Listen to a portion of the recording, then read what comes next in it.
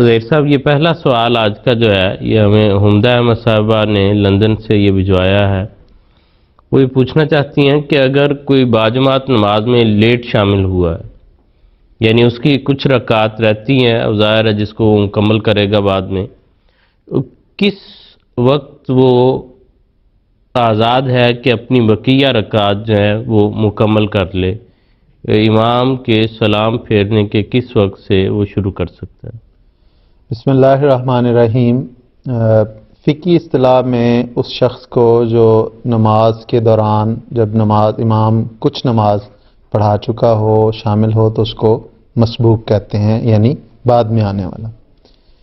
ایسے شخص کے لیے جب امام دونوں طرف سلام پھیر کر مکمل کر لے اپنی نماز، تو اس وقت مسبوق کو کھڑے ہو کر اپنی نماز کو مکمل کرنا چاہیے. صحیح بخاری میں حضرت انس بن مالک رضی اللہ تعالیٰ عنہ سے روایت ہے کہ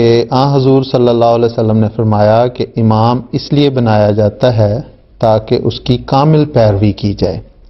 اس لیے جب وہ تکبیر کہے تو تم تکبیر کہو، جب وہ رکوع کرے تو رکوع میں جاؤ، جب سجدہ کرے تو سجدے میں جاؤ. گویا ہر اس کی حرکت کے ساتھ مقتدیوں کا یہ فرض بنتا ہے کہ اس حرکت کو بجا لائیں، اور یہی مقصد ہے امام کا. اس لیے جب تک امام اپنی نماز پڑھا رہا ہے اس وقت تک کسی مقتدی کو یہ اجازت نہیں ہے کہ اس امام کی اقتداء کی بجائے اپنی نماز مکمل کرنے کی کوشش کرے. بلکہ بعض یہاں پہ یہ بھی وضاحت کر دینا ضروری ہے کہ بعض لوگ یہ خیال کرتے ہیں کہ وہ نماز کے لیے آئے اور امام ابھی پہلی رکعت کی رکوع سے سیدھا ہوا ہی ہے، تو انہوں نے وہ کرتے یہ ہیں کہ فٹافٹ تھوڑی دیر میں اللہ اکبر کہہ کے تکبیر تحریمہ کہہ کے تو وہ رکوع میں جا کے پھر کوشش کرتے ہیں کہ ہم امام کے ساتھ شامل ہو جائیں. تو یہ طریق بالکل غلط ہے، اور حضور صلی اللہ علیہ وسلم اپنی طرف سے اس خیال میں کہ ایک رکعت ان کی وہ بن جائے کسی طرح، تو وہ طریق بالکل غلط ہے. جہاں پہ جس حالت میں امام کو پایا جائے وہیں پہ نماز کو شروع کیا جائے، اور جب امام دونوں طرف سلام پھیر لے اور اس وقت مقتدی پھر آزاد ہوتا ہے، مسبوق جو ہے وہ آزاد ہے. وہ پھر کھڑا ہو کے اگر اس کی ایک رکعت رہتی ہے تو ایک رکعت، اگر دو رکعتیں رہتی ہیں تو دو رکعتیں، جتنی بھی اس کی نماز رہتی ہے وہ پھر وہ اس کو مکمل کرے گا. لیکن بعض لوگ یہ کرتے ہیں کہ جو ہی امام السلام علیکم کہنا شروع کرتا ہے تو وہ کھڑے ہو جاتے ہیں اور اپنی نماز پڑھنی شروع کر دیتے ہیں. یہ طریق بھی درست نہیں ہے، امام کی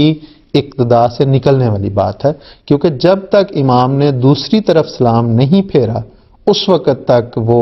آزاد نہیں ہے مقتدی. مسبوق کو چاہیے، مقتدی کو چاہیے کہ اس وقت تک وہ بیٹھا رہے چونکہ امام ابھی سلام دوسری طرف اس نے پھیرنا ہے، اور جب دوسری طرف وہ سلام پھیر کر السلام علیکم ورحمۃ اللہ کہہ لیتا ہے تو پھر مقتدی جو ہے وہ کھڑا ہو کے اپنی نماز کو مکمل کرے گا. جی بالکل جیسے، اور غالباً حدیث میں تو یہاں تک بھی ہے کہ اگر سجدے میں ہے امام اور مقتدی اس سے پہلے سر اٹھا لیتا ہے تو اس کے لیے وہ کافی سختی کے الفاظ ہیں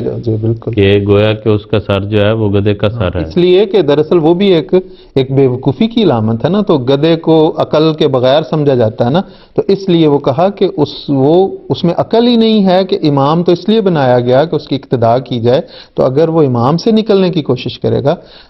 الامام جنۃ یقاتل من ورائہ، کہ جو بھی وہ ڈھال ہے امام، اگر اس سے ادھر ادھر ذرا اپنا سر نکالو گے تو تیر لگے گا. اس لیے جہاں وہ چلتا ہے، اسی لیے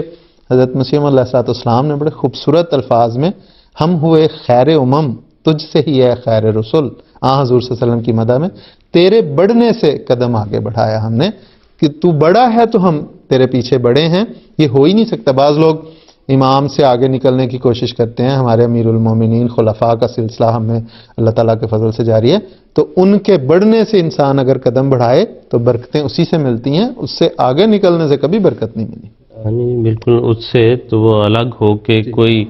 نہ کوئی دنیاوی ترقی ہے اور نہ کوئی دینی ترقی ہے، ہر لحاظ سے انسان کے لیے اس میں گھاٹا ہی ہے. تو یہ بڑی سمپل سی بات ہے کہ جیسے امام کرے اس کی اقتداء کرنی چاہیے، اور جب تک امام اپنی کوئی حرکت یا آواز جو ہے وہ مکمل نہ کر لے مقتدی جو ہے وہ اس سے آزاد نہیں ہوتا، اور یہی حالت جو ہے یا یہی حکم اطلاق پائے گا اس کے آخر پر سلام پھیرنے پر بھی، کہ جب تک امام مکمل طور پر سلام دونوں طرف نہ پھیر لے، انسان کو اپنی بقیہ رکعت مکمل کرنے کے لیے کھڑا نہیں ہونا چاہیے۔